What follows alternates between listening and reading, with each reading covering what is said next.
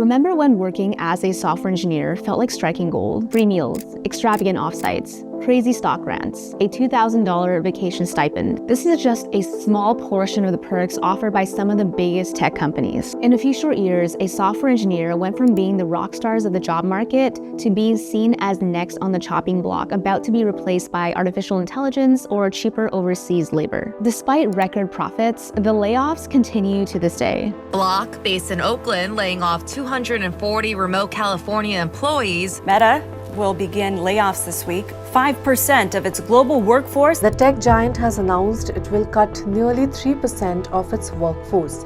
How did this happen, and where do we go from here?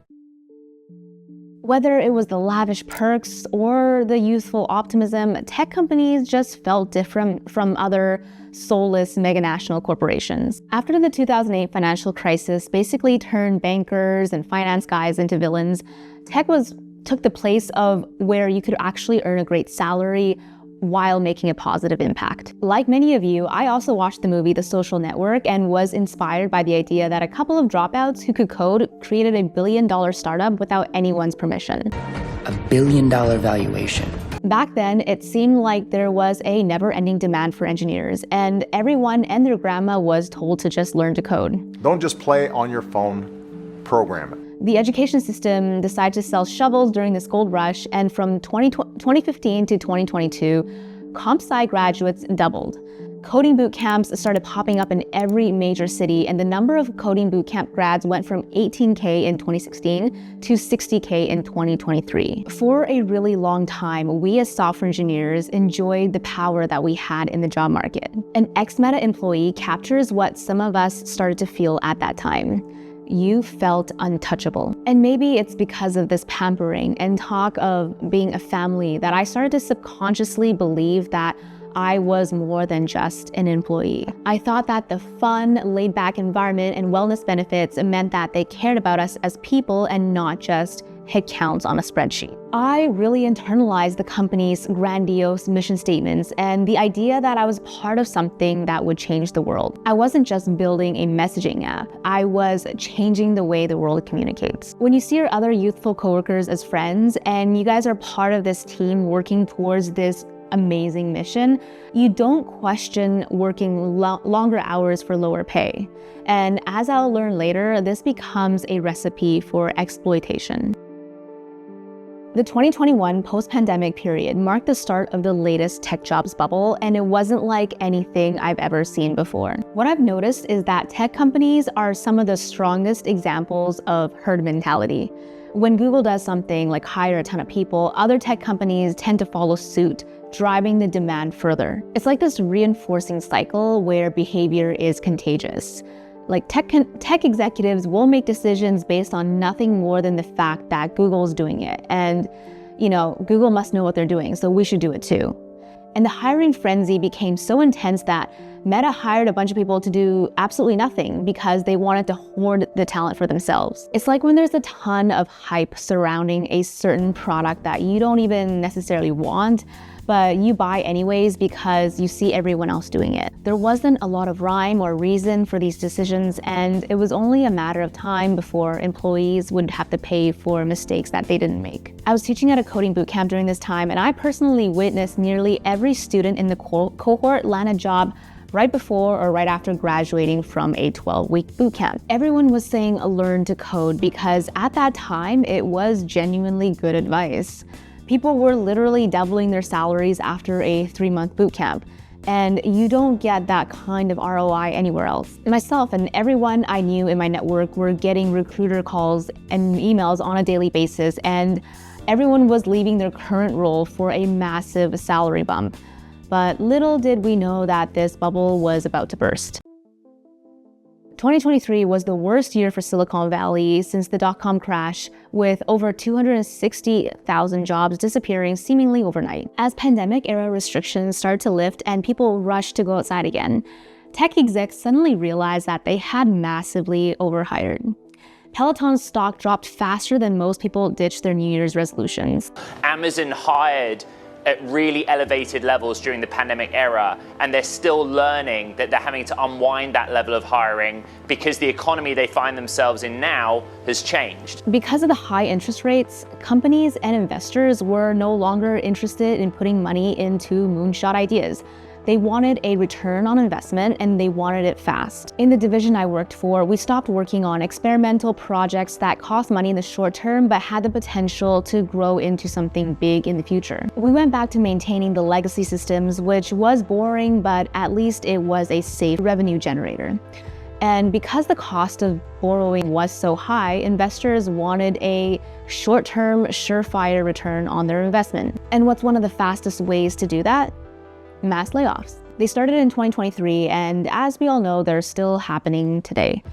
Each layoff made it easier for the next company to do layoffs because, hey, everyone else was doing it. And like I mentioned before, there is that herd mentality that comes into play. And while it sucks for the affected employees, Wall Street continues to reward them for doing this. In 2023, Meta's stock price shot up 194%, making them the fifth largest tech company at the same time that they laid off 21,000 people.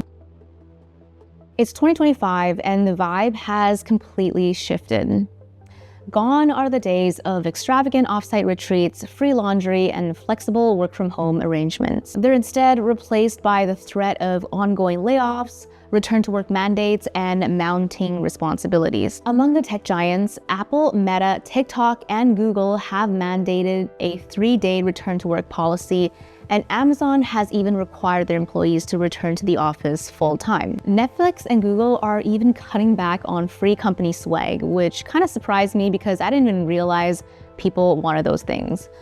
But I guess if you're in Silicon Valley, you have got to fit in somehow. Meta also cut 5% of its staff earlier this year and publicly called it a performance-based layoff in a move that displayed a shocking lack of empathy. Not to mention, a lot of the people that they let go apparently received glowing performance reviews. Meta not only took away people's jobs, but also destroyed their ability to find another one just so that they could put the blame on someone else. Google, who, understandably is feeling the heat of the competition from generative AI, is also putting pressure on their employees to get back into the office. Sergey Brin, its founder, even mentioned that a 60-hour week is the sweet spot for productivity in an internal memo. On top of all of this, AI is also being shoved down our throats from executives who assume they know how to do your job better than you do. Shopify's CEO, for example, recently released an internal memo saying that employees are now required to use AI as part of their jobs, and their AI use will even be a factor in their performance reviews. AI tools are incredible, and I've advocated for their use in countless times in prior videos.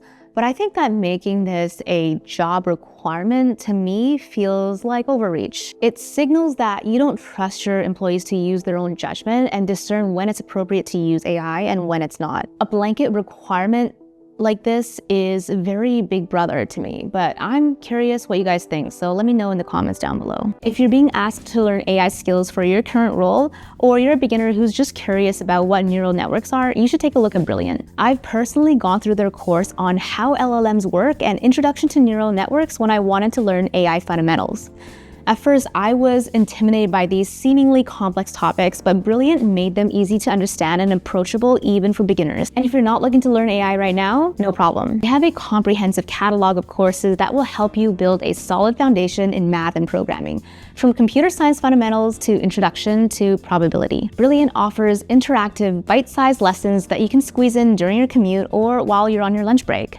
Best of all, you're not just passively watching videos, but you're actively solving problems and building real understanding. To try everything Brilliant has to offer for free for a full 30 days, visit brilliant.org/CatherineLee or scan the QR code on screen, or you can click on the link in the description. You'll also get 20% off an annual premium subscription. Thank you so much, Brilliant, for sponsoring this video. Only a few short years ago, tech companies were one of the first ones to launch these flashy diversity, equity, and inclusion initiatives. These companies proudly announced donations to fight racism and wrote lengthy newsletters on how they're going to address injustice, taking advantage of the positive PR that they were generating. But recently, companies including Walmart, Meta, and Google have all quietly rolled back these programs caving into the fear of the current administration. Whether or not these DEI programs were effective or necessary are beyond the scope of this video. But for me, at least, it's sobering to so clearly see that these programs were driven by profit and nothing else. Companies not only didn't really care in the first place, but they actively chose to financially and reputationally benefit from virtue signaling during these tragedies and injustices. So what is the future for software engineers?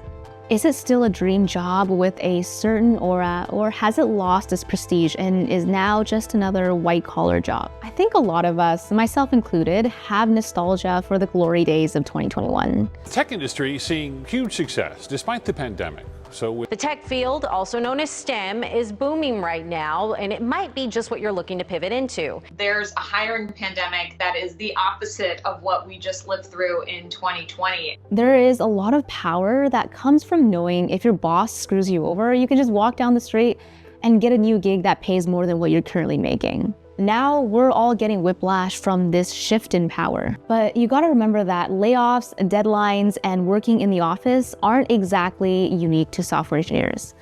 In fact, they're the norm at every other job, and on top of that, we're generally paid more as well. I've worked in the service industry where your bathroom breaks were timed to the minute and you couldn't take any time off during the holidays.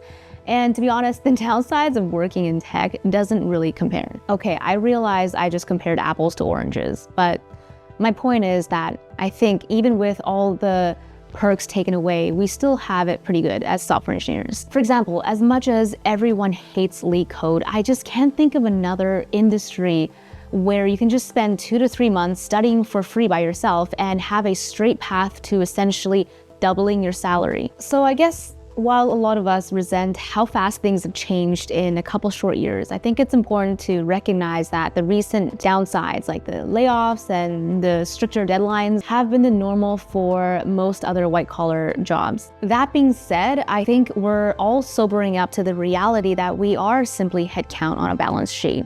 At one point, maybe some of us were deluded by our own self-importance into believing that we were part of a family and that mission statements were more than empty platitudes. Company executives will call you family and in town halls talk about how well the company is doing, but at the same week, lay off 20% of the staff. I'm not blaming the individual companies or especially their executives, as I know that they're simply operating in a capitalistic society. But in the same vein, we as employees cannot be blinded by this false idea of camaraderie or be compelled to be loyal to a for-profit entity. Even if they pamper you with wellness days or free massages, at the end of the day, they will put their profits ahead of your wellness. And in this economy, you kind of have to do the same. At the end of the day, it's up to you to set firm boundaries with work and realize what's important because no one else is watching out for you. Thank you so much for watching. If you like this video, don't forget to like and subscribe and go check out the one I did recently on the biggest myths in the software industry.